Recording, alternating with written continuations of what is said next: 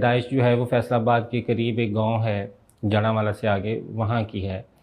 तहसील हमारी फैसलाबाद ही है। तो वो जो इस गांव में मेरी पैदाइश हुई, उस गांव में गैरत पे कत्ल होना एक आम सी बात है।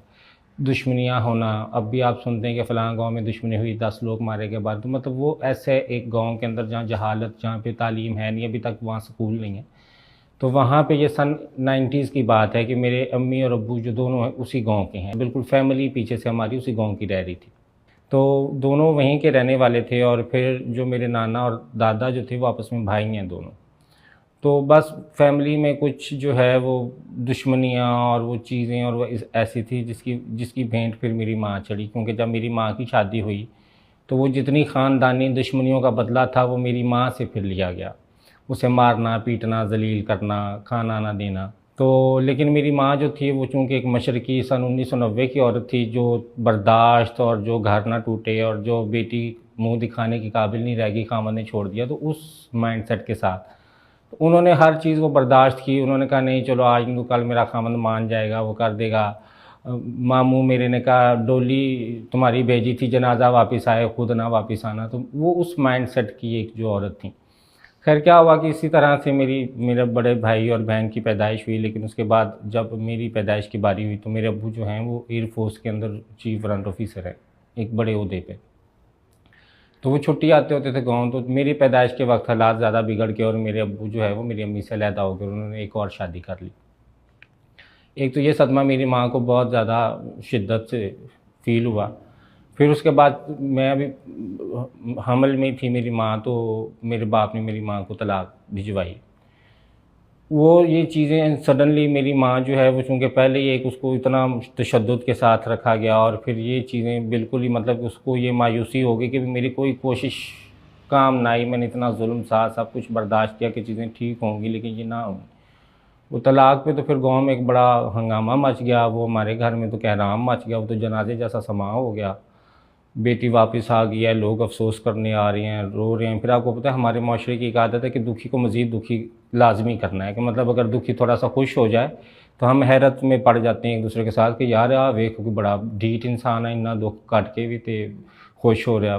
मतलब वो जो हमारे को टिपिकल माइंड सेट है। तो उसके तहत मज़ीद मेरी अम्मी को आके वो ज़्यादा दुखी महसूस कराया गया कि भाई तुम्हारा तो अब जीना बनता ही नहीं है, तो तुम तो अब ज़िंदा ही ना रहो, तो तुम्हारी बेटी से शादी कौन करेगा, ये सारी ज़िंदगी ताना तुम्हारे मुंह पे रहेगा कि तुम्हें तलाक हुई। तो इन चीज़ों के साथ मेरी माँ ने कहा कि फिर ये जो बच्चा मेरे पेट में, मैं इसे ज़ाया करा देती, मैं इसको ज़िंदगी में ला के। और तब अल्ट्रासाउंड होते नहीं थे, मेरी माँ यही डरती थी कि बेटी ना हो जाए, बेटी ना हो जाए।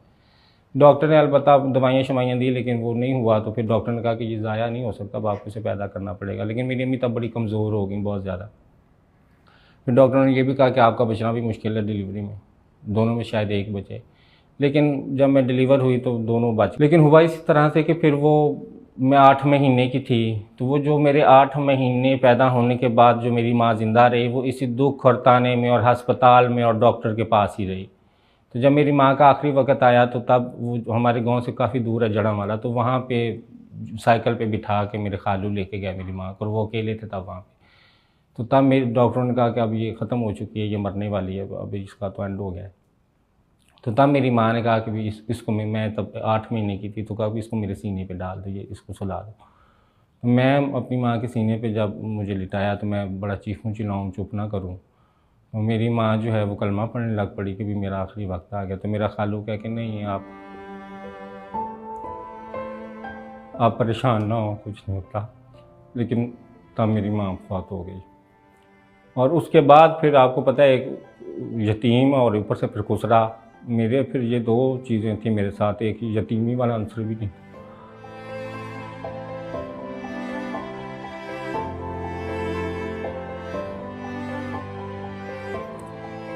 मैं किसी को वैसे बताती नहीं हूँ, क्योंकि मुझे लगता है शायद कई लोग मुझे कमज़ोर समझें इस चीज़ से। आप पूछ रही तो बता रही हूँ। तो उसके बाद फिर क्या हुआ कि माँ के जाने के बाद हमारा बाप हमें ले गया। फिर वो सौतेली माँ थी। फिर वो बाप जो था वो मेरा वैसे ही पता नहीं पागल था या क्या था, वो सौतेली माँ को मारता था। सौतेली माँ फिर वो सारा गुस्सा हम पे निकालती थी। फिर मेरे बाप ने उसे तलाक दे के दूसरी तीसरी शादी की, फिर चौथी की, 7 शादियाँ की। 1 साल बीवी रखता था, फिर उसे तलाक दे देता था। फिर अगली कर लेता था। तो वो 7 शादियाँ जो हैं 7 सौतेली माएँ हमने भुगती। तो अब हमारे साथ होता ये था कि वो बाप जितना जुल्म माँ पे करके जाता था सौतेली पे, वो नौकरी पे जाने के बाद उतना हम पे करती थी।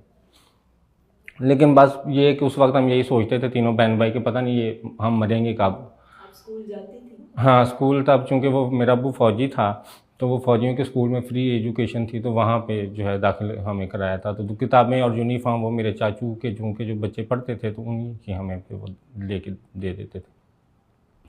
और बाप हमारा कहता था कि मुझे चाचू कहो, मतलब कि मैं आगे शादी करता था ना, तो फिर पता ना चले कि तुम मेरे बच्चे हो। तो लोगों को ये झूठ बोलता था कि मेरे भाई के बच्चे मैंने लेके पाले हुए हैं।